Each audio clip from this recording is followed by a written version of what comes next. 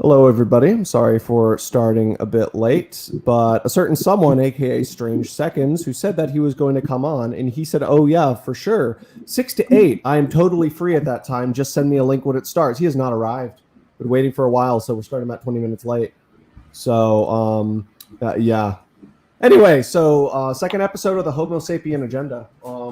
We are today going to be continuing our discussion from last time where, well, first of all, I made the mistake last time of thinking that we would be able to go from Heraclitus to Foucault in just 2 hours. Was I wrong?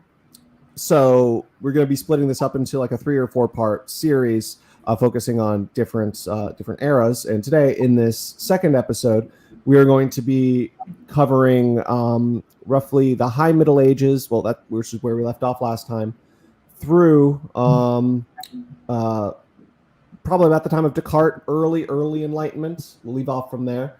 Do the Enlightenment next time, maybe get into a little bit of the early 20th century. But I do want to have an episode at some point which will focus on modern quote-unquote philosophers, because I know we briefly talked about that last time, and John here, I know wants he has a few things to say about them. But on that note, hello everybody. Beginning with John, how are you doing this evening? Thank you very much for having me on, Politicrat. I appreciate it. We had a blast last time, so I'm looking forward to this one as well. Yeah. Do you want to go ahead and introduce yourself? Tell us about what you do and everything. Sure. So I'm a cultural critic. I've written something like 30 books. I've lost count. I don't know, 30 something on various different aspects of culture, the arts, the humanities, philosophy, metaphysics. My area of specialization, if I have one, would be metaphysics, and especially the metaphysics of history. I like playing around with historical models and the evolution of consciousness and stuff like that. So, and I've done, I think I'm up to like 900 videos on YouTube that I've done about explaining difficult texts of philosophy to understand, like Being and Time, or Hegel's Phenomenology, or Spengler's Decline of the West. I've gone through those chapter by chapter to try and help people, because I remember how frustrating those books were for me back when I was studying them just after college, and there wasn't anything on YouTube. I was struggling. It took me forever to figure Heidegger out, and there wasn't anything on YouTube back when I was trying to read him. I had to finally find some professors who gave, 2 professors whose names I'd forgotten, or I would give them shout outs, did 2 very excellent courses on Heidegger, and it just sprang wide open for me. And at that point, I decided to start doing YouTube videos for people to realize that Heidegger is not unreadable or not ununderstandable. None of those things are true. It just takes the right approach. So that's why I created all those videos, to help people out. Yeah, they're really good. I definitely recommend that everybody go ahead and check them out. They're also very, very helpful too. Especially, well, for me at least, I discovered John when I first started reading Spengler, and that really got me in. It really helped me understand the book a whole lot more. I've probably read the book twice since then, but I still go back to it and read chapters I really like. But either way, thank you for coming on, John. Really glad to have you again. Your insights are much appreciated. And then also with us, we have Computing the Soul for the very first time on any of my streams. Want to just do a little introduction, tell us a little about yourself, and any plugs that you have? Hey, so I'm Computing the Soul, but just call me Elliot. I'm a guy who runs a YouTube channel who's got very varied interests, but largely it's more towards practical implementation and understanding of Catholic principles. I'm a master's student in computer science, but the fact of the matter is I spend a lot more time actually reading things like theology and philosophy than I do spend reading my actual master's subject.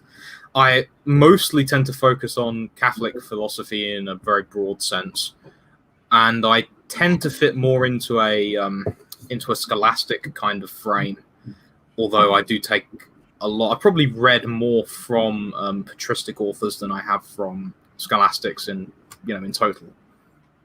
And that's basically me. Okay. Do you have a channel by any chance? Yes.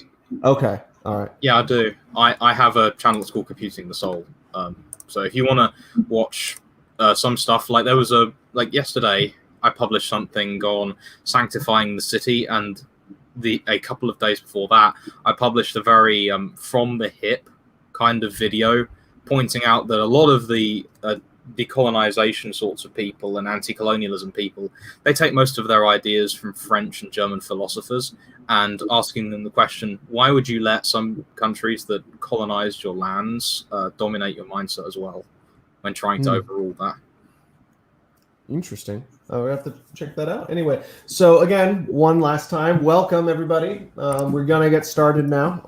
So like I said at the beginning, we ended right before the High Middle Ages. Last point, we're talking about the Arthurian legends a little bit.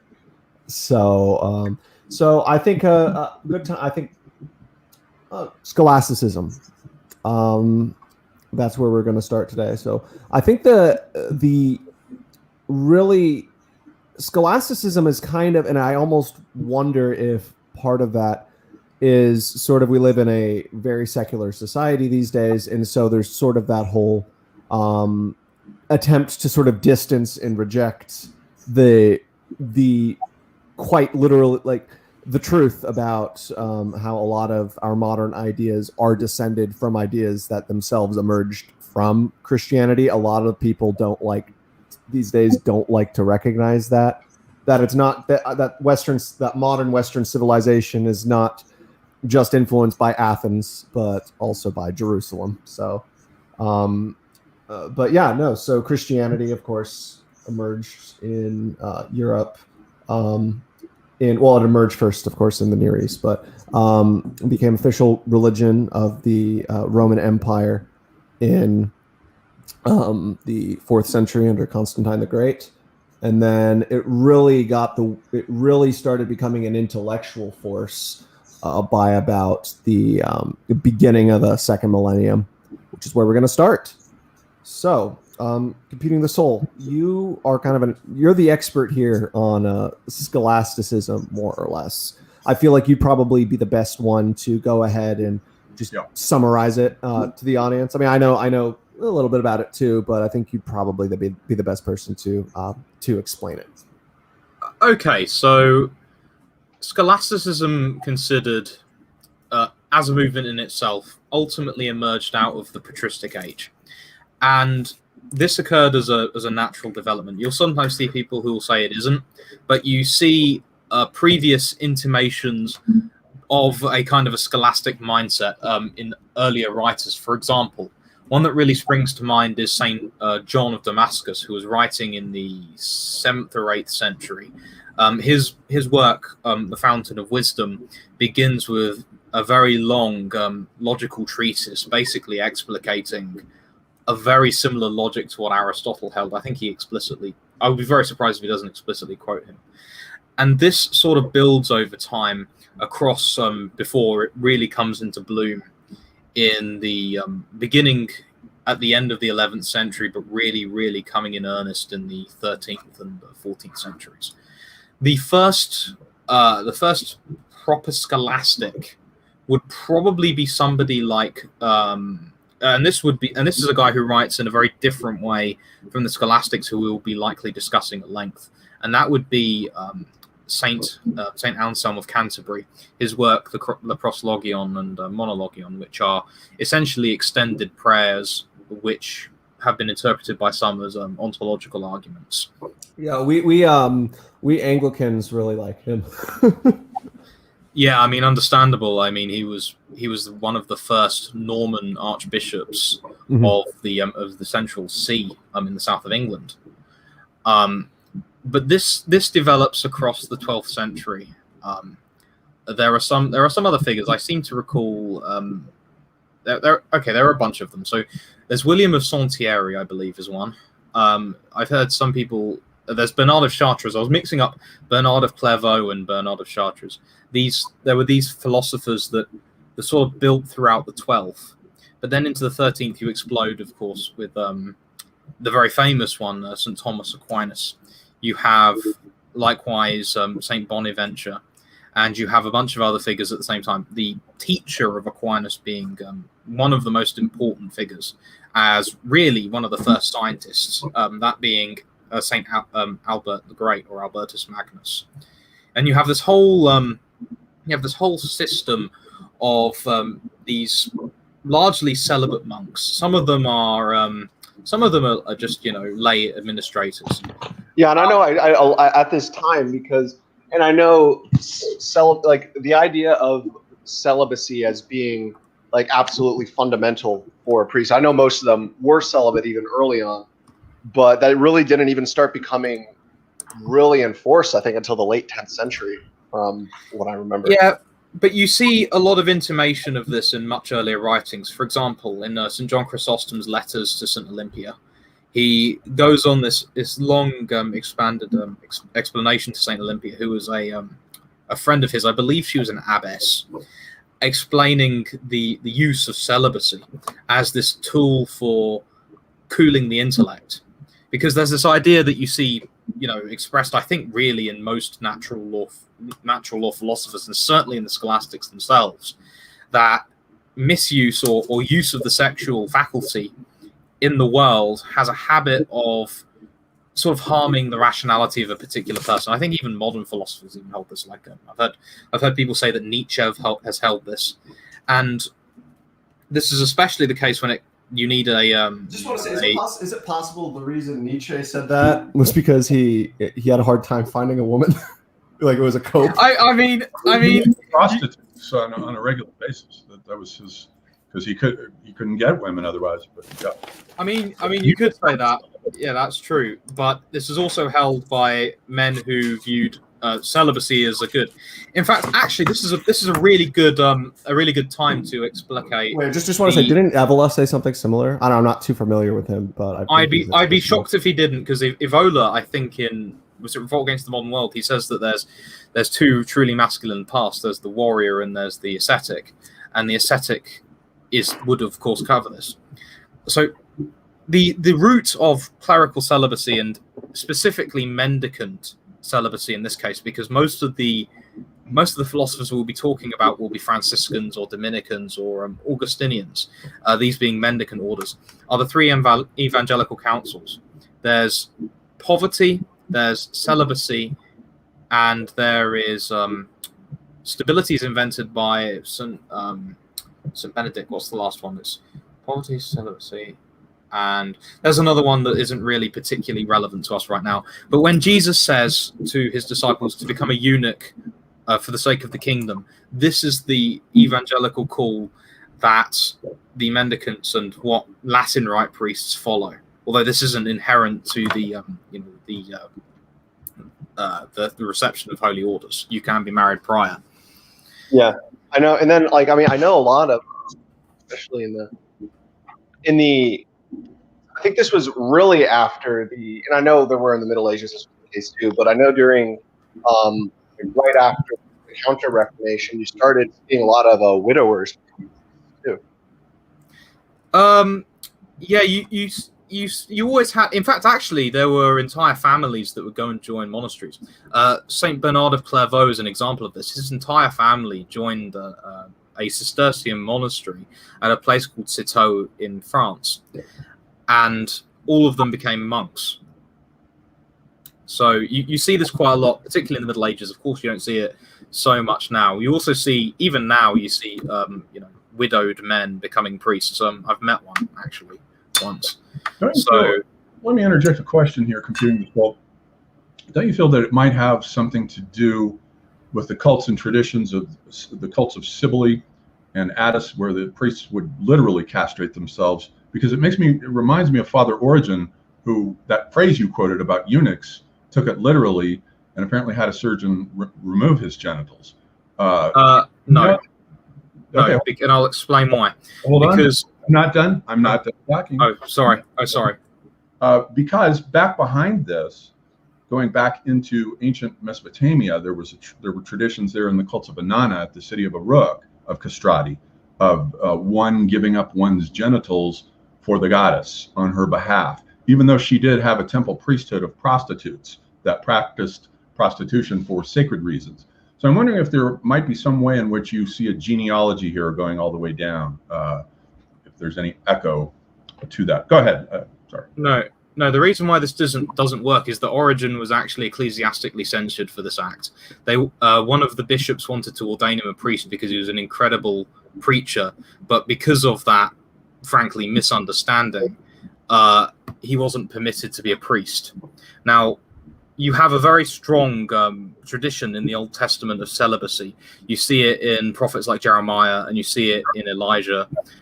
You don't see it in all of them. Of course, Moses is married at least once. What about so dead white men, he is technically a dead white man, but Zarathustra too, because I know there's a strong link between the like Judaism and Zoroastrianism, especially when they started intermingling and like sharing ideas with the coming of Cyrus the Great. So I don't know if either of you know anything about sort of the Persian religious ideas. Do either of you guys know if like he and the other magi, if there was like a celibacy with them as well? I'm somewhat familiar with this connection. So I believe, if I remember correctly, that around the time that Daniel was operating in Babylon, Jewish ideas spread, and this is supposed by some to be the spread of Zoroastrianism. Is this the case, or am I mistaken? Well, I think the reverse too, because we need to remember also that the Jews were not strictly monotheistic until Second Temple Judaism. This isn't true. Yeah. No, This yeah, isn't no, true. they were henotheistic before that. So No, they weren't. No, and you can. No, he's right. They were constantly battling polytheism and constantly reverting to Canaanite gods. I mean, you see this struggle, especially in the northern kingdom in Israel, then in the southern kingdom of Judah, which then Israel gets taken captive in 722 by the Assyrians, who come in and invent the practice of deportation of populations. Tiglath-Pileser III comes in, removes entire populations, and then later, and I think what the politicrat is referring to here is when the Babylonians come in and they capture Judah, the southern kingdom, and take them to Babylon, where the Jews do inherit all kinds of Sumerian myths and tales. The flood myth comes from there, from the Gilgamesh epic. All of this stuff comes from Babylon, and then they're restored when the Persians under Cyrus the Great beat the Babylonians, and then wait, what did the Gilgamesh to their homeland? And once they get to their home, and I'm still talking, you're not very polite, are you? You're sorry. One thing you'll have to learn about me is that I go long, and then I'm quiet for a long period. Sorry. Let's all. I want us all to get along. You have your own style. I have my own style. It might take some getting used to. Yeah, I'm very much a button kind of person. Sorry. The point I just want to finish with here is once Cyrus the Great has restored the Jews to their homeland, it's during that intercourse with them that they pick up a lot of Zoroastrian ideas. Messianic tradition. One of which absolutely is the linear arc of history. The Zoroastrians are the first to come up with this idea that history is a one-shot deal, not a cyclical deal made up of a 12,000-year arc of 4 epochs, 3,000 years each. And you have a creation, then you have Zoroaster himself sort of coming down and teaching this religion probably about 1000 BC. Some scholars say 500 BC. I prefer the 1000. My take is a little controversial. I think that it's more likely that he was a contemporary of Moses and Akhenaten because of how similar a lot of their ideas were. Well, because before Moses, 1350 is Akhenaten, Zoroaster maybe 1000, but that's just a guess based on the fact that the language of Sanskrit and the language of the Gathas are very similar. So the two peoples cannot have been apart for very long. 500 BC is ridiculously late to account for those similarities. Okay. Somewhere back in that ballpark there. But you might be right. Moses, 1200. That would make sense. But the politicrat's point here is very interesting, that there is a tremendous influence of Persian myth and religion on Judaism. And it's even possible that the figure of Satan comes from out of that tradition, with Ahriman as the god of darkness. The Jews didn't believe in Satan before then. They didn't even believe really in an afterlife the same way as the Bible says. One last bit. I'm not familiar with a tradition of celibacy, though, associated with Zoroaster himself. So maybe somebody can shed light. You know, that entire thing, the entire past 5 minutes was my fault. I'm sorry. Okay. Yeah, Yeah, can I? Trying to put things in context. That's all. Okay, can I explain? Are you familiar with a book called "On the Reliability of the Old Testament" by K.A. Kitchen? I've heard of it. Yeah, no, he's the Yes. Egyptologist, right? Yes, he's an Egyptologist. I know he's actually really he's regarded as one of the most important Egyptologists of recent. He completely showing us apparently the entire chronology before that was completely wrong. Yes. This. I kind of want to have him on for an interview at some point. We're not getting into velocity here, are we? He's dead. Emmanuel and his ridiculous timelines. He says all the timelines are wrong. But his timelines are totally ridiculous. But no, go ahead. Yeah. So Kitchen points out when he's looking at the Torah, which is undeniably monotheistic. It's not henotheistic. The way that Moses, at least starting with Moses, because Abraham was a polytheist.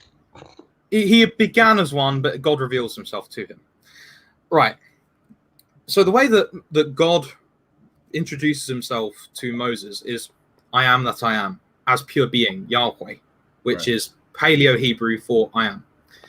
Well, to be. He places it based on the way that legal tomes were written in the ancient world, with absolutely no wiggle room between 1200 and 1400 BC. This is before the Jewish cultures even interact with Mesopotamia in any meaningful sense, with the exception of course, Abraham coming from there. So he's not interacting with Neo-Assyrians or Neo-Babylonians. So, in fact, if anything, we see much more influence from the Egyptian culture. For example, the Ark of the Covenant. There were arks in Egyptian culture. And you can go and find drawings. Circumcision. Circumcision is another big one. Exactly. Circumcision too. Yes. So I don't think that you can strictly say that these influences came out of Persian myths, because the entire content of the Torah, with the exception of some updating of place names, is placed very strongly in this time period. So I disagree. That's fine. But the interesting thing about the Hebrews is that they emerge in between these ancient dying behemoths that are signified by Abraham on the one hand, who is a Mesopotamian. He comes from the city of Ur, which is sacred to the moon god Nanesine, and also Egypt on the other, which is signified by Moses. It's possible that Yahweh began, and I forget who it was who said this, but he began as a house god originally. Dual affiliation here between these two ancient dying civilizations of what Arnold Toynbee called the first generation of civilization, which is strictly religious. It's not a philosophical civilization. The second generation, after all the Indo-European and Indo-Aryan invasions take place, and the invasions in China with the Mongols, who are basically have the same kind of mentality with chariots and horses and so forth, come in and inaugurate the second generation of high civilization, which includes the Greeks and the Hebrews and the Persians, the Indians and the Chinese. And all of those civilizations produce philosophy. They all inaugurated. It doesn't just begin with Greeks. It comes in with all of these guys.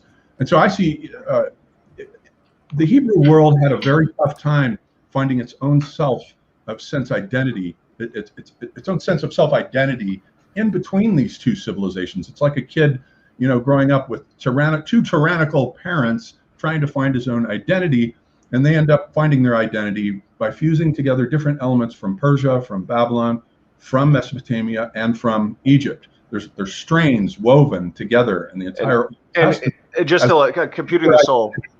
This isn't the same as syncretism. And the originality is the aniconism of it. We have the first God who does not have a picture. You cannot picture Yahweh, and correspondingly, there's not much of an art tradition. Traditional Judaism is there, but it's not. The emphasis is the aniconic. So that's how they find their self-identity, by being this new kid on the block, trying to find its identity with all these ancient civilizations that the people respect and revere. And so what's our original contribution? Well, ours is the portable God. You can't see it.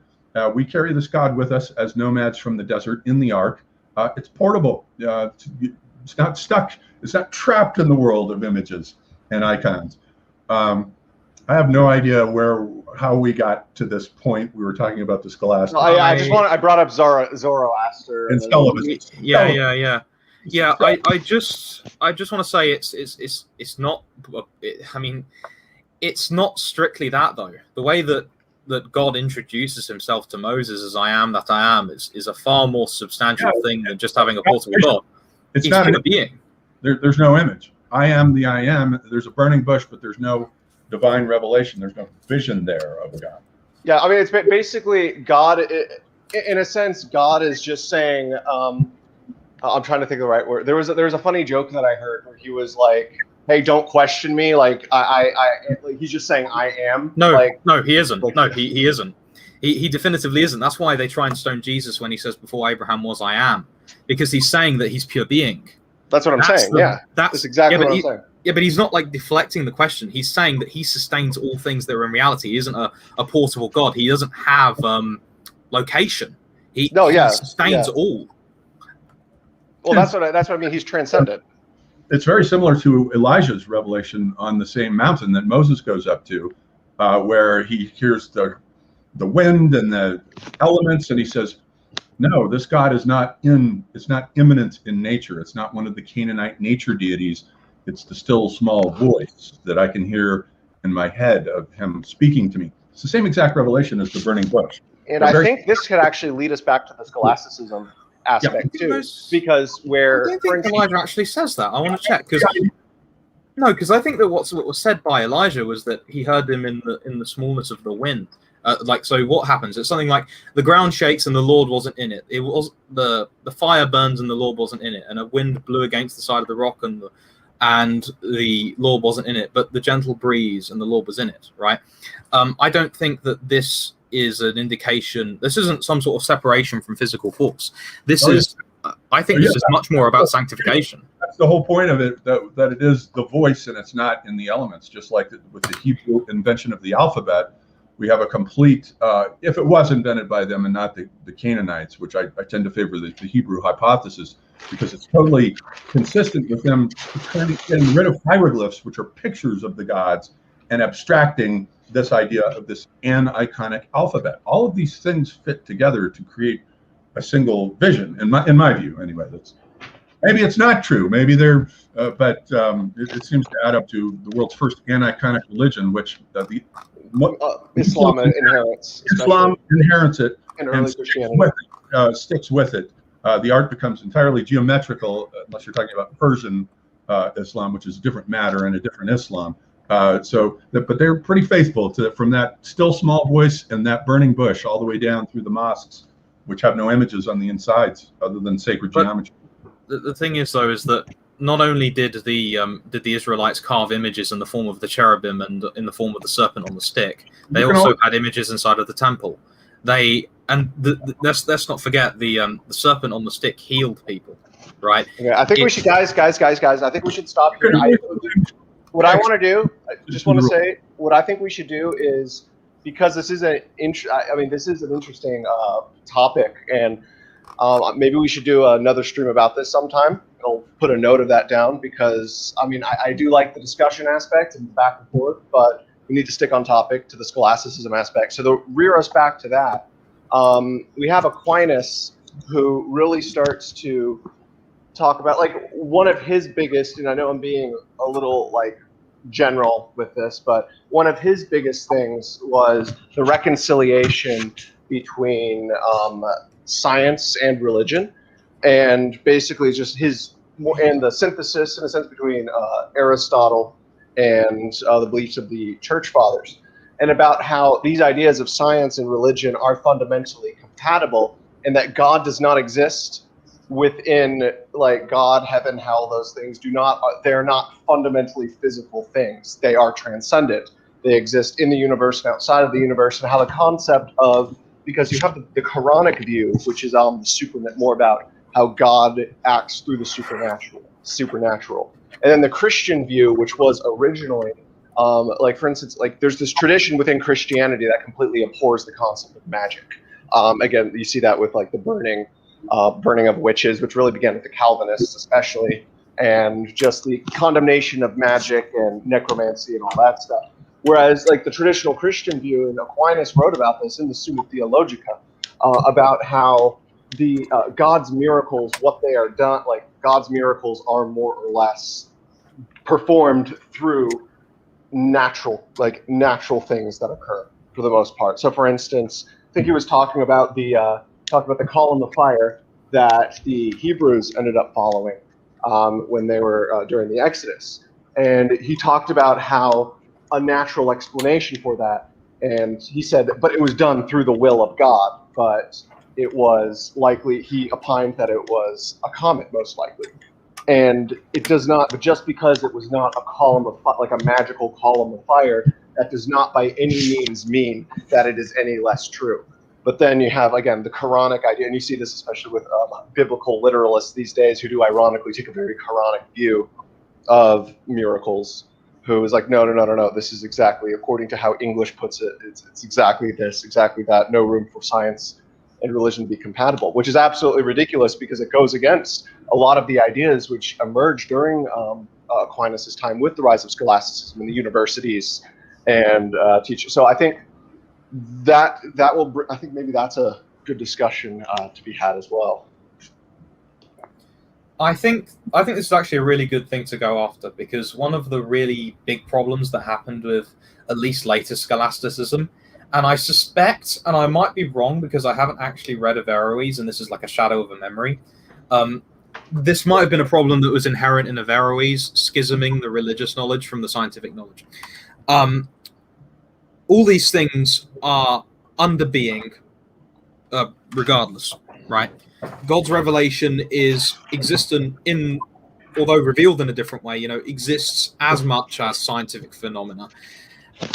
And one of the problems that came a bit later on, I think Thomas à Kempis was unfortunately one of the victims of this, the writer of On the Imitation of Christ. And another person who springs to mind is Sigler of Brabant, who's another scholastic who's alive around Aquinas' time. In fact, Sigler of Brabant is the one person who actually angered Aquinas when he debated him. Right, you have this idea that you can hold two contradictions, one in the religious world and one in the scientific world, whereas figures like Aquinas, Yeah, they do not contradict. Figures like Aquinas, really anybody sensible. I think even the church upholded this explicitly when it condemned Aristotle in a synod at the end of the 13th century. There is no division, because you've got to remember that when the universities in Paris and across Europe received Aristotle, they received it through Averroes, with the exception of the logical treatises. So there was this inherent problem. It was leading people astray into schisming between science and religion, and of course, there's only one truth, right? So that was their resolve. But Aquinas wouldn't have been one of these sorts of people, and neither would someone later like Blessed John Duns Scotus. Yeah, and you see like that exactly. A lot of that precedent that Thomas Aquinas set out is really what is really why one of the reasons why the Catholic Church did not hesitate to condemn theory or ideas like evolution,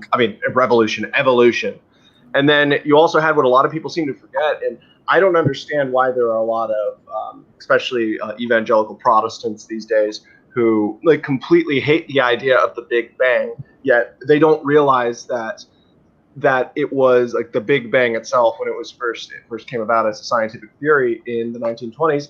It was a Catholic priest who came up with it. And what's funny is it was seen as a victory for the church. They said in their view, it vindicated let there be light. Let there be light. Yes, exactly. Because before that, the atheist and agnostic and secular scientists and scholars thought the universe was just always there, that there was not a beginning, and that there was and that there won't be an end. But this kind of it's ultimately the weaponization, I think, in a scientific way, of creatio ex nihilo, right? Then in that case, but this is, of course, a lot further on. In fact, one of the things we could discuss in the time period that you have just allotted is the Galilean controversy. We'll get to Galileo here in a little bit, but I just want to finish talking about. Let's talk a little bit about Aquinas. specifically. I'd say that one of the things that it's not really mentioned that much either, but how many fields of philosophy and how many ideas that emerged from right before the Enlightenment, especially all the way through even today. He is more or less the father of, not of, I don't want to say, yeah, you know what I will say? He's basically the father of Western philosophy, Western thought, even Western political thought as we know it today. But nobody gives him credit. I mean, people do. The people who know about like this give him credit, but you'd never see many of these, especially modern philosophers, credit his influence and how he was a absolutely pivotal figure in influencing the emergence of pretty much every single idea to come after that. Yeah, it's interesting. If I just throw this in, the thing that strikes me about Aquinas is his comprehensiveness, in contrast to, let's say, somebody like Anselm. His comprehensiveness about, he's got something to say about everything. And I think part of the context of that is that the Arabs have come up through North Africa, bringing Aristotle with them. So knowledge of Aristotle into Spain, as they come into Spain, is recovered from the Arabs, along with things like alchemy. They bring in the alchemical texts, all of this about right around the year 1100, 12th century-ish, same time as the Arthurian romances. Algebra comes in, so we've got a better notation system, Arabic numerals rather than Roman numerals. So there's this sort of insemination into Western civilization from the Arabs, bringing this knowledge with them. And I want to throw this out, which is kind of, I mean it seriously, but my studies in reincarnation lately, I've been delving very heavily into reincarnation and karma on the one hand and astrology on the other. And I had heard a rumor that Rudolf Steiner was the reincarnation of St. Thomas Aquinas. But what I learned was that Rudolf Steiner is the reincarnation of both Aristotle and St. Thomas Aquinas. So I thought I would check their birth charts. So because I've been doing this with birth charts, looking at birth charts and learning how to find the karmic threads that go from one lifetime to the next. And I've sort of been teaching myself to do this. And when I pulled up Aquinas's chart and Steiner's chart, man, was it amazing. I'm gonna do a YouTube video on this to explain it. But you can see the karmic threads. The charts are very, very similar. And most people's charts are not similar. I don't think I've ever seen two charts as alike as Aquinas's and Rudolf Steiner's. And I wish that we had proper data information for Aristotle's birth chart. But we only know the year that he was born and the place. We don't know the time and so forth. So interesting. As soon as I learned that a few days ago, Aquinas came into my field and I started looking over him and started to see that there are some similar ideas with Steiner's preoccupation with angels. Aquinas also had a lot to say about angels and God, the preoccupation with God. Although I think that Steiner is much more interested in the angelic hierarchies that he's retrieved from Saint Dionysius the Areopagite than in God per se. Okay, yeah. Let's get into a little bit to maybe Renaissance humanism a bit, because we talked about how, I know it was Spengler talked about like the concept of that was the beginning of the summertime of civilization, or of Western civilization specifically, and how we talked about how the coming later eventually of secular humanism was a corruption of the Renaissance humanism, which was more or less about trying to find God and that sort of thing. About I'm not huge. My knowledge of Christian humanism is not particularly extensive, but I know there was sort of some conflict between the church and some like humanist ideas at that time, and that will bring us maybe to Galileo. And I know Computing the Soul had something to say about Galileo, and I also would like to hear John's if I may, Computing the Soul has something to say here, but if I may, we should maybe address Pico della Mirandola's text on oration on human dignity, which is a kind of Renaissance paradigm. So they recover Plato by the 15th century, so Platonic texts are coming in now, and Neoplatonism, the Corpus Hermeticum, and so forth. And so Pico della Mirandola writes this wonderful book. It's very short, where he says that the dignity of man consists in the fact that he's in between the angels above and animals below. And the differences are that animals do not have free will. They're guided by their instincts. So they're motivated by their instincts. Angels also, he says, do not have free will because they're messengers of God, and they're carrying out God's wishes. It's like the difference in a cell between DNA that sends out messenger RNA to create proteins in the cytoplasm of the cell. It's a kind of similar thing. But angels, on the other hand, are incorporeal, whereas human beings are the only creature in existence, or entity, let's say, in existence that has both the corporeality of animals and the soul, the incorporeality of the soul, and is unique in the sense that human beings have free will. Angels do not, animals do not. So freedom of the will becomes a very essential Renaissance humanist and Platonist idea. So I think it's worth mentioning that, since this is like 1470 something right in there. Yeah, so. Actually, I think that's a good digression to bring it down, because it also brings one of the things that scholasticism defines out to play, and actually with where Pico de Mirandola found himself, at least by the time of his death, because Aquinas and also the person who ended up influencing Mirandola very strongly, Savonarola, they would have held that angels do indeed have a free will. You know, they have intellect and will. They are simple souls which possess intellect and will in a much higher sense than man, and they had free will, but the manifestation of that choice was at the first instance of creation. So the devil, the evil one, and the demons, the third that fell, as the Book of Revelation recounts, they chose themselves, or chose their particular failing, whereas the 2/3 that did remain as angels chose God, and they had the advantage of having all natural knowledge infused into their intellect by default, which is one of the things that Mirandola here clearly disagrees with, at least in this work. I understand that he was one of the first, I think it was actually one of the first, I think it was, if not the first book printed that was condemned by the church, it was one of the first. And eventually this condemnation led him to Savonarola, and he finally found much of the satisfaction in the reconciling of philosophy and religion in his scholastic viewpoint. Savonarola, despite being somebody who was very much against Alexander VI and against the Borgia popes, was somebody who was known for being very, very orthodox in his theological writings. So just a little tidbit there. Yeah, excellent. Nice. That does set the stage then for Galileo and Giordano Bruno. Perfect transition. But I think maybe one of the, and of course the Reformation is a very complicated subject, and there are so many theological debates that were to be had that led to the shit show that was to unfold over over the next 2 centuries. But one of the big ones, especially in between, right before Luther up to especially Calvin, and I don't want to get into Calvin just yet specifically, but with regards to the whole free will debate. Do we have free will, or is there is it deterministic? And I think that is one of the biggest, most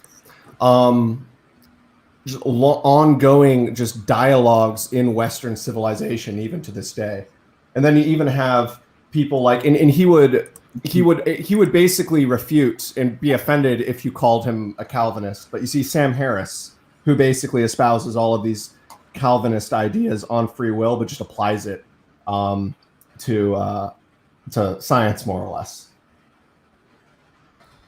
And I know you see the Calvinist tradition is very, very interesting, actually, because it really doesn't differ all that much from St. Augustine's view, and it doesn't differ that much from the Thomistic view of predestination. The distinction really ultimately it really isn't that much of a distinction. The difference being that it's a complicated matter of different levels of graces and whether or not graces are resistible or not, right? And each Calvinist very much differs, but essentially, as the Calvinist tradition developed, and it had its own scholasticism, it came extremely close to Catholic scholasticism, with the difference that some of the points of Tulip, total depravity, unconditional election, limited atonement, irresistible grace, and perseverance of the saints. Some of these things aren't accepted under Catholic doctrine. For example, limited atonement is condemned, but that is in Augustine. Total depravity is condemned as well. I don't know if Augustine holds to that though. What I would say though, and this is an accusation leveled at Calvinists, but I believe is only taught by Calvin, and that is that God actively wills the people who are damned to be damned. Many of the subsequent Calvinist philosophers in this time would reject that and say permissively will, and that would be an Orthodox view, right? An Orthodox Catholic view. So it's a much more nuanced picture what's going on with the Reformers, at least in the Reformed tradition, than is sometimes talked about in Catholic circles.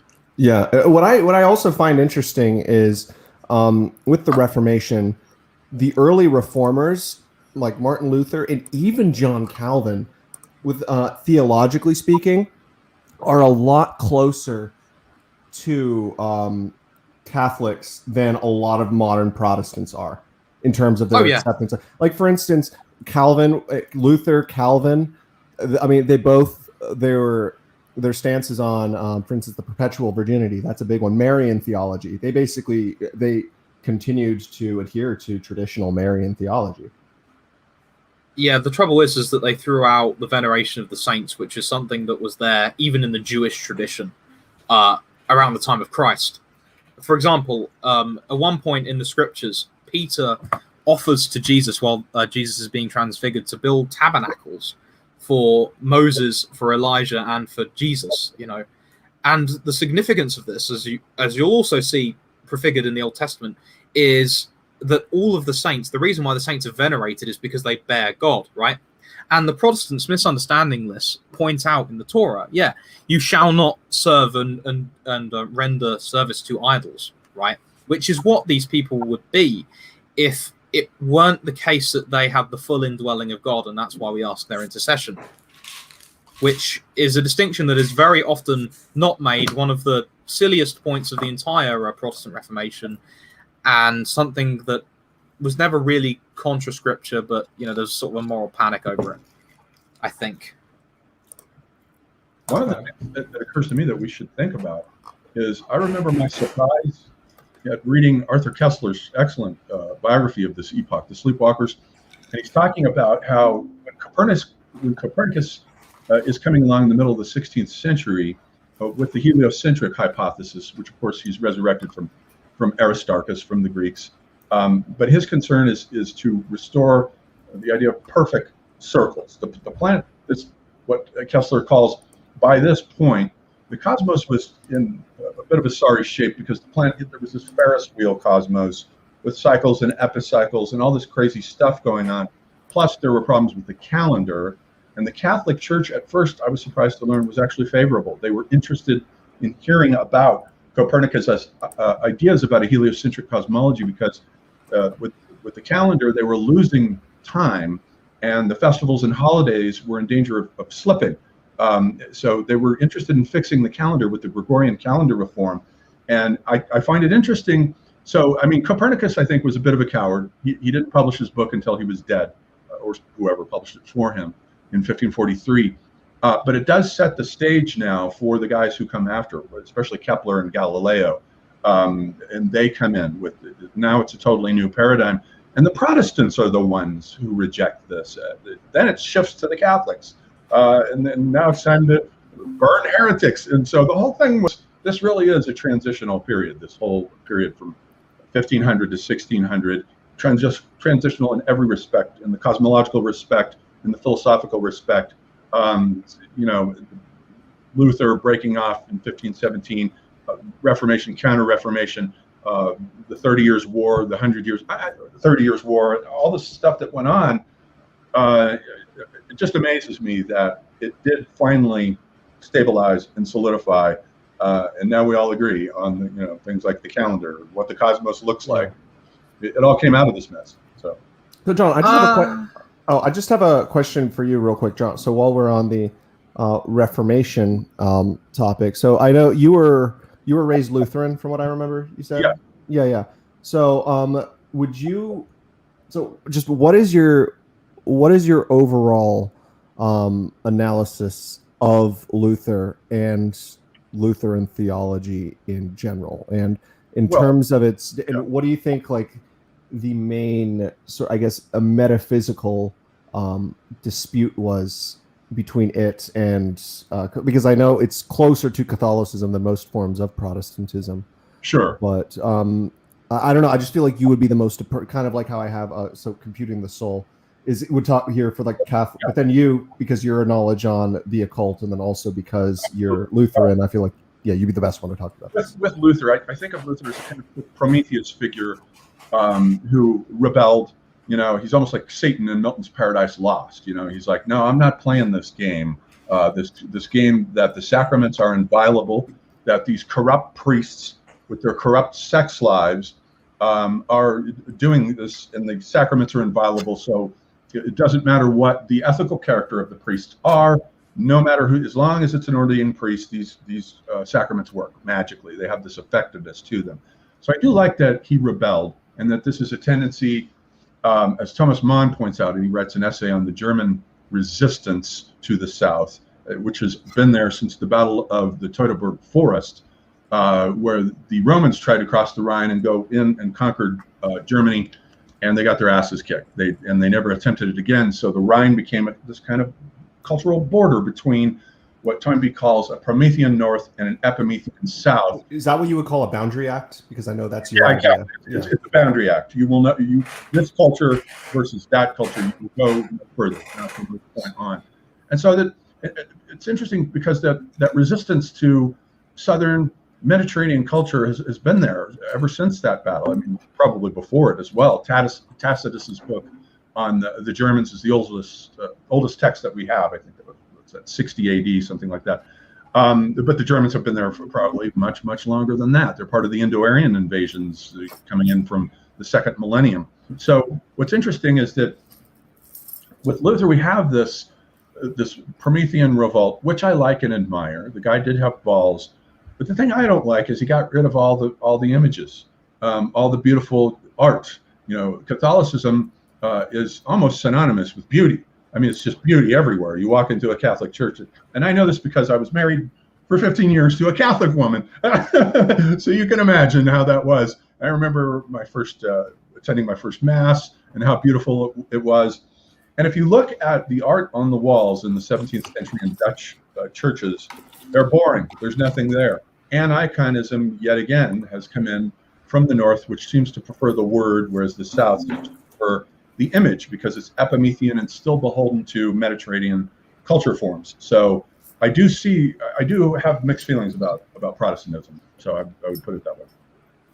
Yeah, I'm more or less the same way there. For instance, I can respect Luther and Calvin for at least being like original and having they had legitimate criticisms with some things that the church were doing, and they were able to come up with these very original, complex theological interpretations of things. But at the same time, basically, they're responsible for turning Christendom upside down on its head, and then also there are a lot of those sort of traditions, like basically it almost in a lot of ways Christianity would become too simplified over time until eventually you'd get and I know it wasn't their intention to basically create a set of precedent that would lead to this, but the rise of fundamentalist Christianity in the early 20th century, which is just a very dumbed down version of I mean, I'm not a fan of fundamentalist Protestants one bit. Probably might even be my least favorite religion. But either way, Political. You were raised Anglican, is that what you said? And I've recently I started going back to church about a year ago. I'm not going to go into detail about that, but yeah, I was raised Anglican. And what's interesting is, out of all the Protestant denominations, what's interesting about Anglicanism is how pretty much it retained 95% of Catholic theology. Because the thing is, the creation of the Church of England was not the result of any sort of theological dispute. It was solely political. It wasn't a reformation. It was a schism. much closer to the split between East and West. And the English Reformation didn't begin for another 50 years after after the Church of England was founded, and that really began with the influence of Calvinism into England. And that's when you saw because the whole thing between the rise of Oliver Cromwell, for instance, in the mid 17th century, it was because they thought that they tried to reform the Anglican Church to be something that was not, because they saw it as it was just an imitation of Catholicism. That's how they viewed it. That's even how Henry VIII viewed it. It was the nationalization of the Catholic Church in England. So there was the traditionalists, the high church Anglicans, or what would be called Anglo-Catholics, which is what I am, and then the Calvinists. And then there was sort of that, eventually by the 1700s, you'd sort of get not a synthesis, but sort of you'd find a middle ground with John Wesley. But the Calvinist aspects of the English Reformation, Calvinism only took hold in Scotland, really, with Presbyterianism. But it is interesting how in that Promethean North, you have like that one bastion of the traditional Catholic ideas, which is England and Ireland. Ireland as well, yeah. Ireland way more so than England, yeah. Computing the soul, I'm curious about how you feel about Protestantism with your emphasis on Catholicism. How do you see it? Okay, so I was raised Anglican, Church of England. My grandfather is actually a theologian, but he's remained Anglican, and he tends towards an Eastern Orthodox point of view. Oh, Anglo-Orthodox. That's an interesting one. Yeah, there's an Anglo-Orthodox. That's what the Duke of Edinburgh. The Duke of Edinburgh was an Anglo-Orthodox. Yeah. Oh, I mean, he was raised Orthodox and became Anglican. Yeah, but Luther and Calvin. That's a very interesting thing, because Calvin.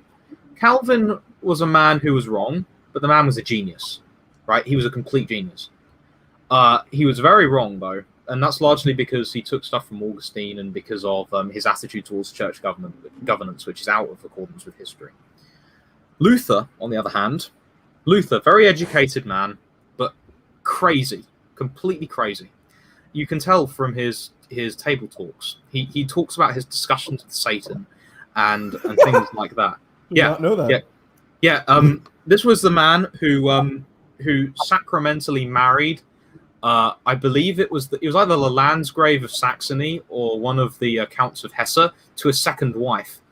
Right. This is something that has been, two shall become one flesh. Right. It's something that is present in the Old Covenant, but I think is vociferously frowned upon in the New.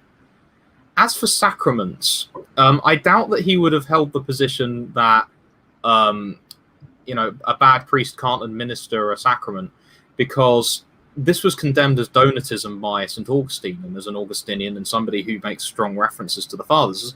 Indeed, Calvin himself does as well. This is condemned very, very early on. Anglicanism, however, I know for a fact that the Calvinistic influence on Anglicanism was very much pronounced by the 1540s. Under Edward VI, who was a boy king, his protectors, the Duke of Somerset and eventually the Duke of Northumberland, after some political squabbles, these people were very heavily ensconced in the more reformed and the very early reformed tradition, and you see this made manifest in his religious edicts. So there is an influence of Calvinism or very early reformed theology very, very early on in the Anglican Church, and you see this unpacked even more so as the 17th century begins, particularly the theological controversy between the Arminians and the Puritans, which would be a form of reformed. In fact, it's so bad that I was taught as a child that the Roundheads were fighting against Catholics. That's how ensconced this view was, because the Arminians would be called Catholics because of their attitudes towards grace, which are more on the side of Catholicism than like a strictly Calvinistic view. And this actually ended up in a Calvinistic civil war that tore apart this country for 5 years, beginning in 1642. and ending in 1648 with the Right. beheading. No. Hold on. That wasn't really a Calvinist civil war. That was between the Anglicans and the Calvinists. No, it was between the Arminians and the Calvinists. There were two separate factions. Okay. Yeah, I see what you're saying now. I'm sorry. It just happened that William Laud, who was the Bishop of London, was an Arminian, and they took very strong issue. I believe he actually started causing serious problems when he started loosening up restrictions on what one could do on Sunday, right? And this was in the 1620s. But this has been building since under Elizabeth. Elizabeth, contrary to popular belief, was an absolutely horrifically ineffectual leader. She was somebody who kept up the police state that her father had established, and also couldn't keep the Protestant ideas flowing through her realm under a strict grasp. She was not a very good queen. And the result of this was a growing Puritan presence that had been going on since, the middle of the 16th century. And this Arminian growth, which had begun towards the end of the 16th century and had been formally condemned at the Synod of Dort, I believe it was in 1607. So you have, so Anglicanism is, at this point, it has its more Anglo-Catholic people in there, and Arminianism would be something that is closer to Catholicism, but it's still fundamentally Reformed theology out of the Netherlands and out of Geneva. So yeah. So John, and again, this is actually something we completely glossed over him, but something, and again, since you do know a lot about the occult and esotericism, and that really is one of the main reasons I do like to have you on. So I'm sorry for earlier if it made it sound like that, but it happens. Yeah, Sorry. no, but Meister Eckhart about. I haven't studied him, and I have earmarked him for a definite project. I really want to learn about him. Because so I talk about him since I don't know much about him. Okay, because what is interesting, and this is just, and again, correlation doesn't equal causation, but interesting how his sort of movement, and I know that both civilizations were at different points in their morphological development, but he started his whole thing around. I don't think they were contemporaries, but roughly within 150 years, 200 years of Rumi and the rise of Sufism.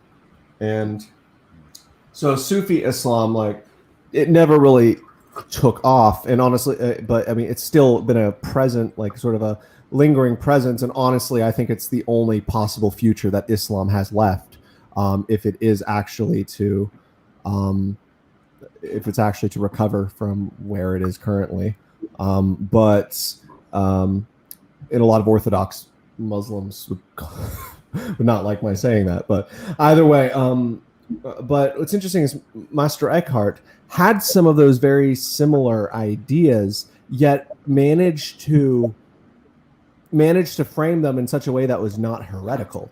So he still stayed true to the doctrine, but his whole concept of introspection and sort of just his idea of the transcendental, basically he was able to retain some of the more the aspects of Gnosticism, quote unquote, that did not reject the Trinity, that did not reject the concept of good works, that did not reject the sort of inerrancy of the Bible.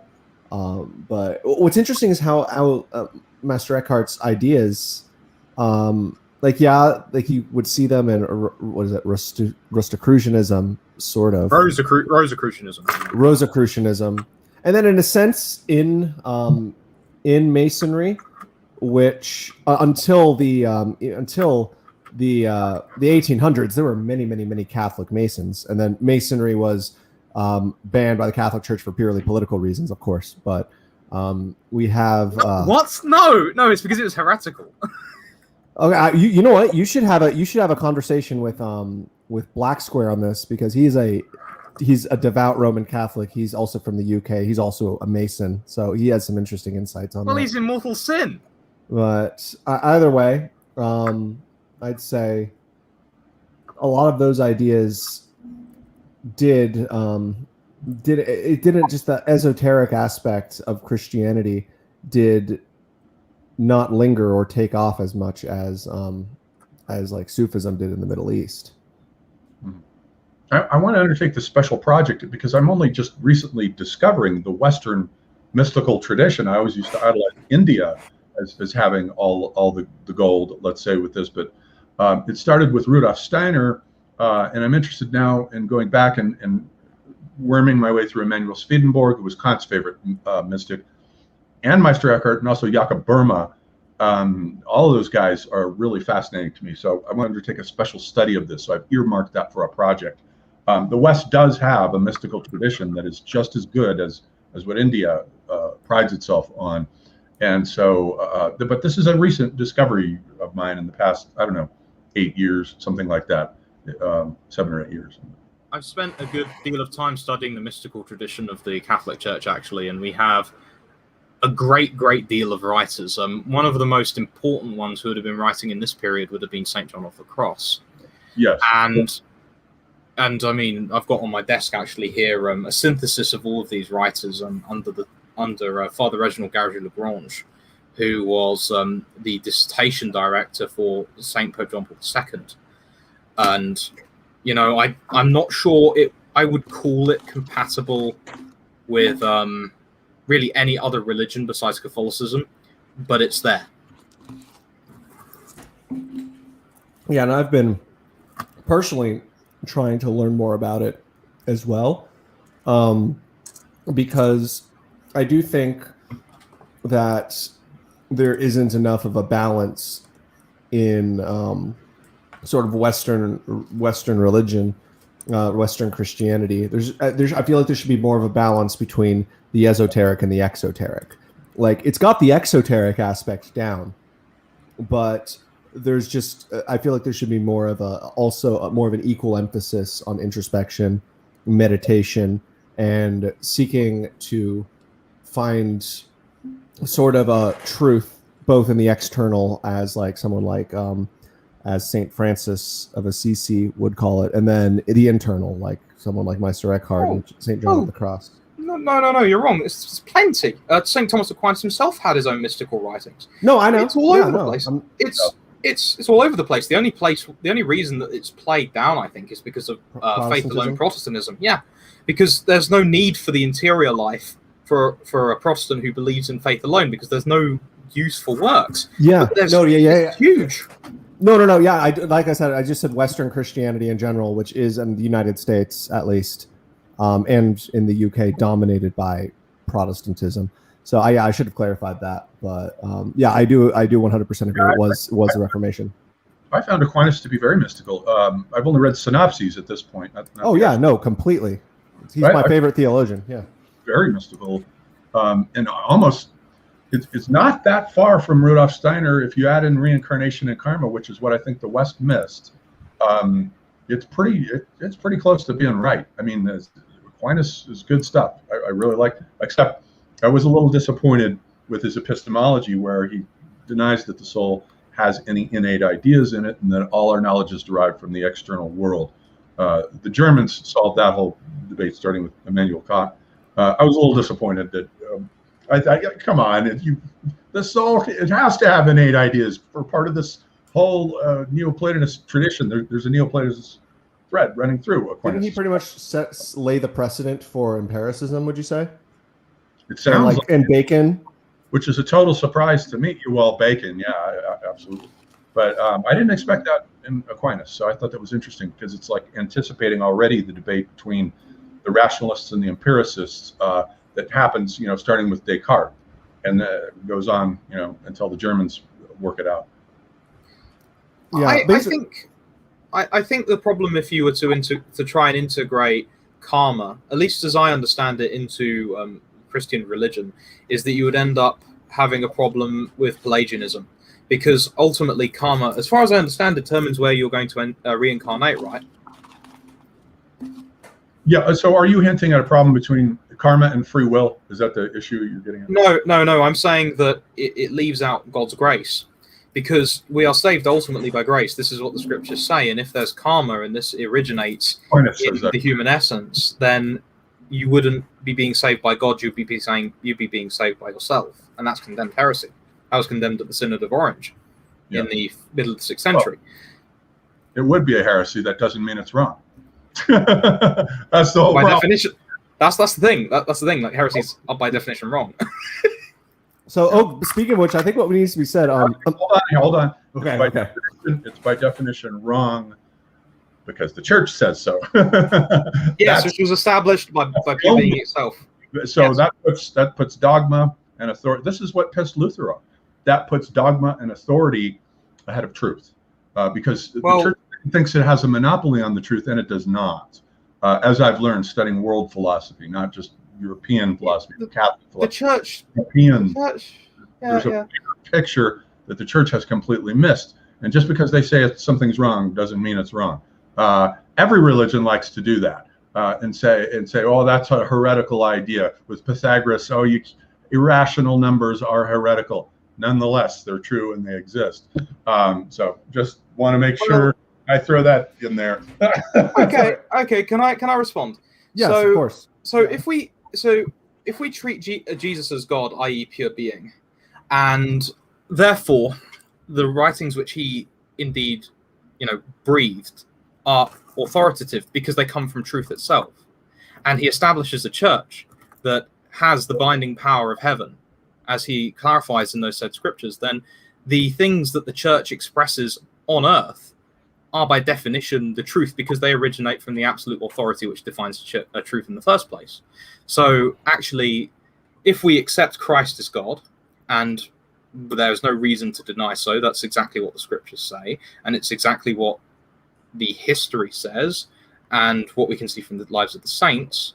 And also, if we accept the authority of Rome, which is fairly unambiguous in the patristic tradition, then this is actually exactly why Luther was wrong, because he ran contrary to the historical reality of at the very least, primacy, if not supremacy of Rome, which is something that is present in the 2nd century onwards. That's the problem. Well, you're really locked into the church here. That really prevents you from exploring other intellectual ideas. I just see it as too narrow. It's one of the reasons why I left religion behind, why I left academe behind, because I knew if I went through academe, that would make me specialize and be faithful to one discipline or another.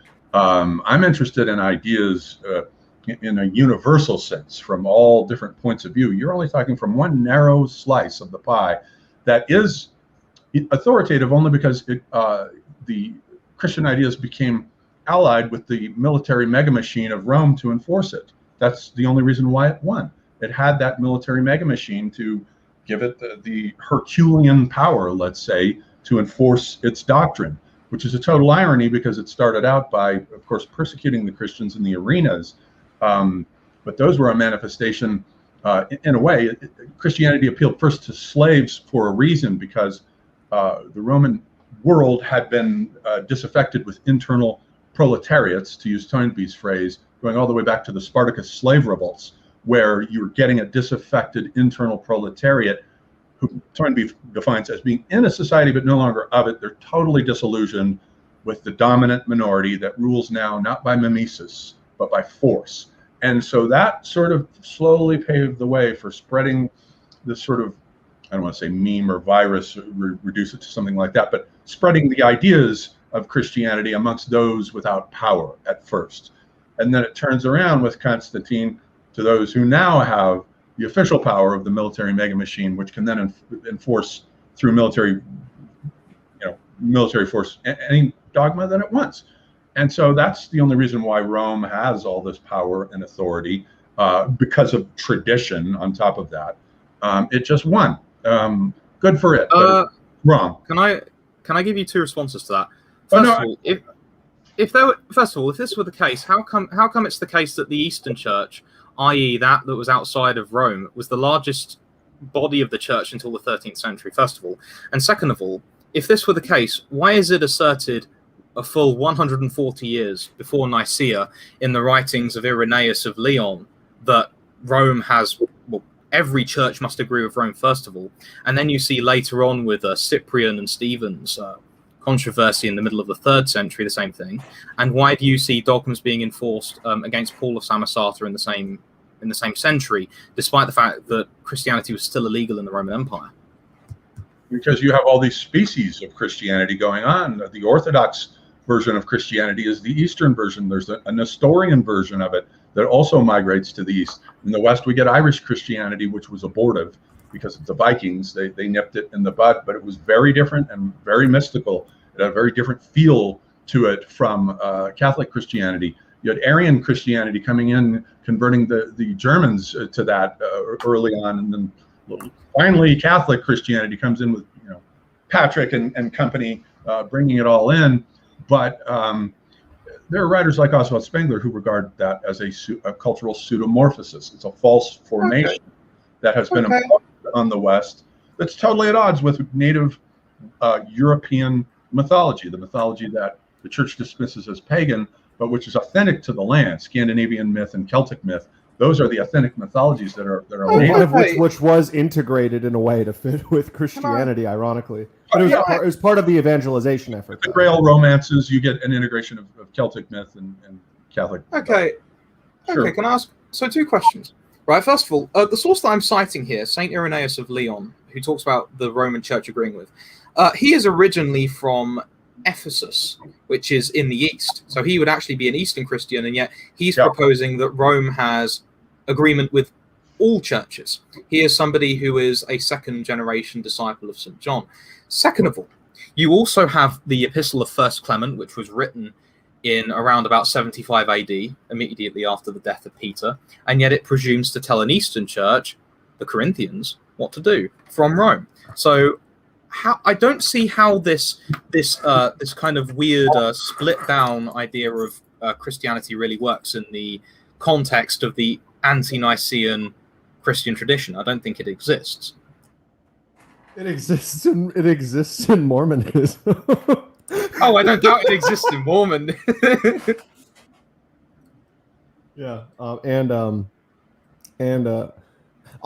yeah. Okay, we're not going to get into that though. No, but either way though, I just want to. So I kind of take the middle ground between both John and computing. Both you guys in the sense where, yeah, I agree. Like with the establishment of the church, especially if you go by the Gospels, Peter was made like he was the first pope. Peter was the first Christian, and so because of that did set the precedent for apostolic succession. However, we also need to remember that, again, the Bible does say this: no man except for Christ was without sin. No man except for Christ was infallible. There is always a possibility. There is always a possibility that you could get a pope coming on, and this is. I'm just saying this in a theoretical sense. I'm not accusing any one particular pope or anything, but there could be, because man is, as Aristotle said, a political animal. Man is, according to the Bible, inherently fallen. You could get a pope who comes around and is not a good guy, and you've had a couple of those. But you could have a pope who comes around, is not a good guy, and it's like there's like a fluke in the system or something, and cardinals will get him elected. It just because there were a lot of popes in the late Middle Ages and the early Renaissance. Oh, sure. It was purely for political reasons, and they could have screwed some things up. Oh, sure. I mean, they didn't, right? But we've had popes who used to have fun gouging the eyes out of their confessors. John the 12th, no doubt. But the fact of the matter is that Jesus said, and this is represented in the writings of the tradition beginning at the very earliest in the 3rd century, that thou art Peter, and upon this rock I shall build my church. Let us not forget that in the Old Testament, when we read 1 Kings, we hear about the story of Rehoboam, who was the successor to Solomon, somebody who had inherited the seat of Israel, the kingdom of Israel, from his father Solomon and from David there. And he says that his little finger is thicker than his dad's penis, and tries to bully Israel, right? Like in those words as well. He says, my pinky finger is thicker than my dad's loins, and where my father whipped you with whips, I shall whip you with scorpions. Yet he is still the legitimate king of Israel. He still has the Jerusalem temple. And it takes Jeroboam to break away and form his own religion. That's what ultimately happens. And he forms a cult. Was that Samaritanism? It depends on who you talk to. Going back to the Canaanite polytheist cults that they. I actually have a question for both of you guys, because I do want to move on to like Copernicus, Galileo, and Descartes. But would either of you potentially in the future be interested in maybe doing something or doing a stream of some sort specifically focusing on the Gospels? Because I know, John, you could bring insight having to do with Steiner's writing or rewriting of the Gospel, and then computing the soul, like you, with the more traditional interpretation. And then I might want to bring on like an actual Protestant, not me. I'm really Protestant on a technicality, but like bring somebody on like a Calvinist maybe to bring his interpretation on as well. I think that might be fun. I'm very, very much into biblical criticism myself. I've spent a good deal of time reading about it. It'd be fun. Sign me up. Okay. Definitely not next time. I just mean sometime within the next 6 months at some point. So I'll reach out to both of you guys so we can make that happen sometime. But yeah, let's move on to, I think, the ones that would be important to cover, though, the thinkers. Bacon, or we can do both Bacons, I guess, but Bacon, and then a little bit more on Calvin in terms of just the specifics on his philosophy, as well as the Galileo, Copernicus, and then I think we should probably end with Spinoza and Descartes. Does that sound good? We got another probably 40 minutes or so. I've got to go to bed in a moment, so I can do like 15 minutes more. Okay, no, that's fine. Just for the sake of my family. That's way too much for 15 minutes, Blanca. Yeah. Okay, so you know what? So let's. We already mentioned Bacon with the empiricism, so we can skip over him. Mentioned Calvin. Let's get on to Copernicus and Galileo then. Computing the soul. I know you had something you wanted to talk about, sort of the church's criticisms of them, and sort of because I get the sense that it's not so much that it was that you're taking the position, not so much that what they were saying was heretical, but the way they went about it was not really appropriate in terms of how they went, or especially with Galileo. Okay, so I'll start by saying this. I think that the insights of Einstein, that really physics is relative, I think this is important to acknowledge here, because this physical view ultimately means that the universe could be geocentric or heliocentric, depending on where you set the point of reference. I think this is something that many people often ignore, and I think that E. Michael Jones pointing this out has really, made me think. But onto Galileo. The problem with Galileo is that while he may not have been, how do I put it? Saint Robert Bellamy, who was a doctor of the church and who wrote a huge amount, was one of the people who was responsible for dealing with Galileo. And his primary concern with Galileo is that Galileo just simply didn't have proof of what he was arguing for. Now, Galileo was not a man who was particularly good at politics. And so he decided to write a set of dialogues, I believe it was actually specifically on the subject, with a character that was transparently the Pope, and played the Pope as an idiot, and spent the entire dialogue belittling him. Wasn't he friends with the Pope? Well, the Pope was his patron. He was paying him money, and he was belittling him in this dialogue. What an asshole. Well, sounds like my guy, actually. I mean, like, I can't help but think that Galileo might have had it coming. He was insisting on a thing that he didn't have sufficient evidence to argue for, first of all, and second of all, he was belittling his financial patron. Yeah, he did. So, yeah, telescope. He had concrete empirical proof that there were moons around Jupiter. He had proof. It was pretty clear. Yeah, of the moons around Jupiter, but not of the fact that the Earth orbits the sun, which was the contention that Robert Bellamy had. That was the last thing he said, and it moves. You guys are wrong. And he was right, and the church was wrong about this cosmology.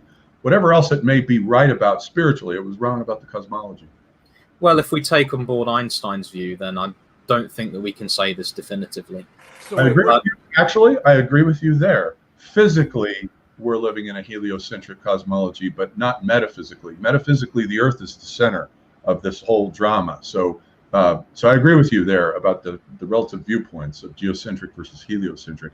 It depends on whether you want to emphasize the physical or the spiritual. Because I agree, again, but I certainly agree with that. Jesus decided to incarnate here. That's the point. But the fact of the matter is that relativistic physics means even physically you can just pick a reference point and say that's the middle. Yeah. So so that does make sense. Actually, John, I did like how you phrased that about how Earth is the metaphysical center, but not because I've actually never thought about that before. That is that's again another example of how I'll agree with this too. The whole solar system was created for the human drama. That's the whole point of it. That's why we're here. Mm-hmm. Yeah. So covered Gal. Let's move on to I'd say. So we already went over Calvin. I kind of wanted to. No, you know who we missed? We missed Machiavelli. How did we miss Machiavelli? The Prince. Yeah. No. Okay. One of the biggest problems that I've always had was, I mean, there are so many people who completely misunderstand Machiavelli, and as somebody who has done extensive reading and writing on Machiavelli and his ideas, there are people who have come out and said, "Oh, The Prince is just satire. It was satire for the time, like blah blah." It's like, no, it's not. They don't understand that. A lot of people don't understand that what Machiavelli, his whole point was separating morality from political action, and thus creating like the idea of political science as sort of as a focus. Like The Prince is just about how to be an effective leader and retain power. He was not arguing for the morality of an evil prince who does a good job of holding on to power. He was purely describing how to do that. And he wasn't endorsing authoritarian rule because, again, he wrote another view. He called it very, of course, not as well known as Plato's Republic, but Machiavelli's Republic, unfortunately not widely read, where he laid out his ideal government, which was an ideal Republican government that went on to inspire people like Calvin, and then went on to subsequently inspire people during like the liberals of the Enlightenment, their idea of limited constitutional government. But either way, what are you guys' takes on Machiavelli? Do you want to go first, John? I've only read Machiavelli once in college, and so I don't remember that much of it. I remember that it was very cynical. No, that's why I feel. Yeah, I remember laughing quite a bit about his advice. No, because the thing is, what The Prince was, it was actually one of the first secular self-help books. That's really what it was. I like that way. And it was a Computer of the Soul. It was, believe it or not, it was actually Sargon who first made that point. Yeah, self-help for princes. Yeah. Okay. Yeah. What I would say is that there was a reason that it was so vociferously opposed for hundreds of years after its writing. And I think this is because even in the beginning of the 16th century, there was still the idea of virtue ethics, which is essentially that morals are effectively just the fullest expression of human faculties. And the way that Machiavelli phrased his stuff, that is very cynical and, he's kind of callous, if I remember correctly. I've read it exactly as much as John has. I read it once in my first year of uni while I was still. I read it twice. Yeah, it kind of flies in the face of all of the medieval political philosophy that I'm aware of. The mirrors for princes and sultans, which were like the religious. It was like they were like the Prince, but they were very religiously based. Well, yeah, but the thing is that they would take issue with Machiavelli's view, because they would be saying, well, to simply act that way isn't actually fulfilling the common good. Yeah, the point of the Prince. And that's basically the extent of what I have to say about Machiavelli, because really I can't remember it. Okay, that's fair. He'd probably be best for me. I should probably bring on other people for a stream specifically on like politics and stuff too, since I know that's you guys are more focused on the more metaphysical aspects. But Let's end by talking about. Let's first talk about Spinoza, and then end by talking about Descartes. And ending on the note of Descartes is kind of a good cliffhanger for the Enlightenment, which is going to be my next stream. And I'm still organizing to see who I want to bring on for that. Specifically, people who I think would have a breadth of knowledge on that. Either of you guys are welcome, but I'm also going to be looking for people who are focus on that area as well. But Spinoza, what I think is really interesting about again. So I don't know if Computing the Soul's ever read Spengler before, and if not, 100% would recommend. But how he did not paint. He did not say that Spinoza was a Faustian or European thinker. He said that he was a Magian thinker, more in the vein of Islamic philosophers than Enlightenment philosophers. That's exactly right, because of the emphasis on substance attributes in his ontology. Time and space are for Spinoza attributes of the one substance that is God. So there's a couple of problems with that. But in terms of Spengler's context, he says that each of the three civilizations, let's take the Greco-Roman civilization, is obsessed with form and matter. So we get atoms, and there's this constant emphasis on forms and a fear of the infinite, which may be the reason why Aristarchus's heliocentrism got culturally selected out, because it was suggestive of infinity, which it was. Giordano Bruno suggested with his idea, where Bruno was wondering about, if this is an infinite cosmos, what's going on other planets with regard to the Trinity? What's going on with regard to the incarnation of Christ on other planets? So his mind started wandering into the infinite. And so the West has this opposition metaphysically between force and mass, not form and matter. Force moving the mass, like imagine a great German forest, in Scandinavian times with huge lightning striking the trees. So Spengler has this idea that the crashing waters of the Baltic during a storm, I think he said. So he has this idea that environment is very important in the metaphysics of a culture that emerges out of that environment. And for the Magian, the Judeo-Christian Islamic civilization, it's substance attribute. Substance is this potential, or not potential, but it's this thing over which it has magical attributes. And out of that comes algebra with its mysterious X, Y, Z properties, and also alchemy, of course, which has to do with changing the substances, changing the elements to get the substances to change. And the world is a cavern, a sort of cave within which the substance of the powers of light battle against the powers of darkness. And so this is why he says this about Spinoza, because he thinks, and it's interesting too, I remember in my college intro to philosophy course, we started with Descartes, and then the guy goes, we're going to do Descartes and Berkeley and Hume and Leibniz, but we're going to skip Spinoza because it's a different thing. So even he suspected something culturally alien about Spinoza. Was that because Spinoza was from southern Spain originally?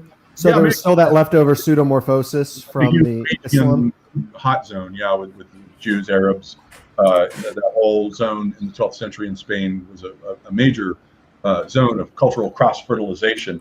So he was like a lone Magian, just living kind of like an atavistic Magian straggler. But I love the idea of time and space being attributes of God, and I think it's kind of you could synthesize it with Indian philosophy and say it's very similar to the idea of saying that Brahman, the one ultimate reality, Maya is space and time that is over it, and Brahman is the ultimate. They wouldn't say substance because they wouldn't make the mistake of identifying the divine with physical matter, and that is possibly where Spinoza went wrong. Yes, maybe God is all things, but still physical matter obeys different laws than the spiritual realm. So it's interesting but problematic at the same time. So.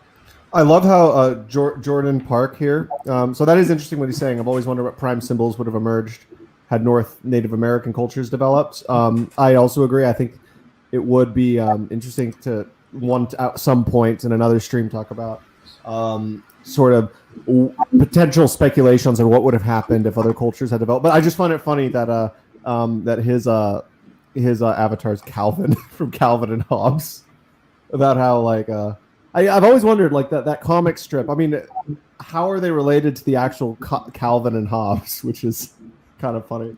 I don't know, but either way. So, but with Spinoza, and this is something that's always bothered me about not even just atheists necessarily, because you have those atheists who are just like, I don't believe in God. It just doesn't concern me. But then you have those who are like make entire YouTube channels or have like their entire ideology is about like hating on religion and about how they appropriate all of these thinkers who challenged Orthodox Christianity and challenged the interpretation of God, but still clearly believed in God, or saying, "Oh yeah, no, they were atheists. Oh, Spinoza was an atheist. He believed." Wasn't. Yeah, exactly. No, you have people who actually like cite it as like, yeah. There's a phrase, I forget who, somebody called him that God intoxicated man. So no, he was not even close. And these people who hate on religion don't understand religion. They hate it because they don't understand that. Let's say if you deleted religion from human history, We'd still be in caves. There's no civilization. Religion is the matrix from out of which all higher culture comes. There's never been a civilization that has been formed on atheism. Atheists, no, there hasn't. Nor there be. Nobody can build off of nihilism. They'll say China, but no, even China, they just had a different idea of religion. That's the cult. It's the religion of filial piety that built that civilization. The cult of the dead ancestors. It was a religion. But yeah, no, even I don't even think Nietzsche, just reading Nietzsche, I don't even think there's evidence to suggest that he was an atheist either, at least in the modern sense. It's debatable. With him, it's debatable.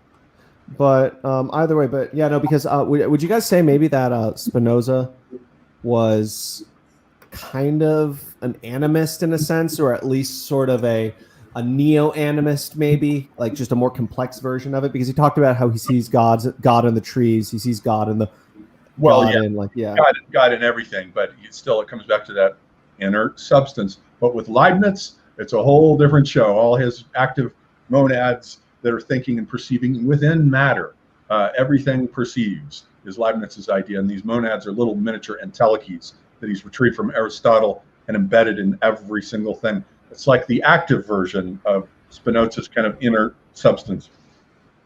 Yeah, and I know, just going back real quick to St. Francis of Assisi, he said similar things. He didn't mean it, of course, in an animist sense, because he was a devout Christian.